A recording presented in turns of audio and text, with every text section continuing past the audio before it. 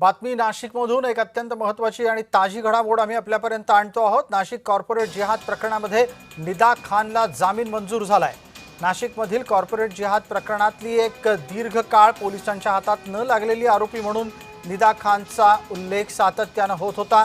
याच निदा खाननी वर्षभर कटकारस्थान रचून बळजबरीने धर्मांतर घडवल्याचाही आरोप तिच्यावर ठेवण्यात आलाय। इतके गंभीर आरोप असून सुद्धा निदा खान आणि तिचा सहकारी तौसिफ अत्तार या दोघांना जामीन देण्यात आलेला आहे। दानिश शेख याचा जामीन अर्ज फेटाळण्यात आलेला आहे।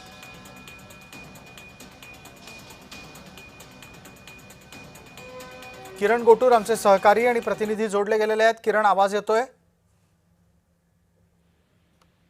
किरण गोटूर यांच्यापर्यंत आवाज पोहोचत नाहीये।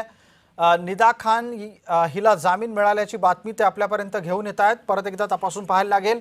किरण, आवाज येत असेल तर आपण जामिनाची कारणं सांगा।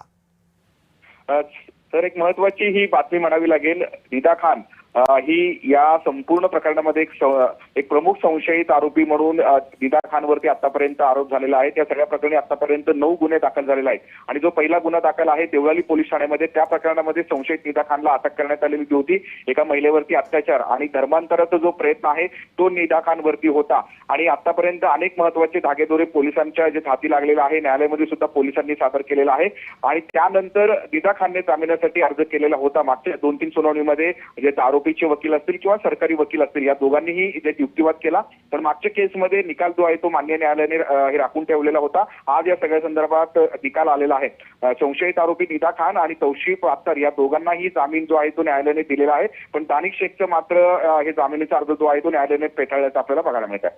किरण, जामिनाची कारणं काय आहेत? अद्याप त्या संदर्भात सर कळू शकलेलं नाही। आताच काही वेळापूर्वी या सगळ्या संदर्भात न्यायालयाने जे ऑर्डर दिलेला आहे, नेमकं काय काय नमूद करण्यात आलेलं आहे ते थोड्या वेळानंतर कळेल।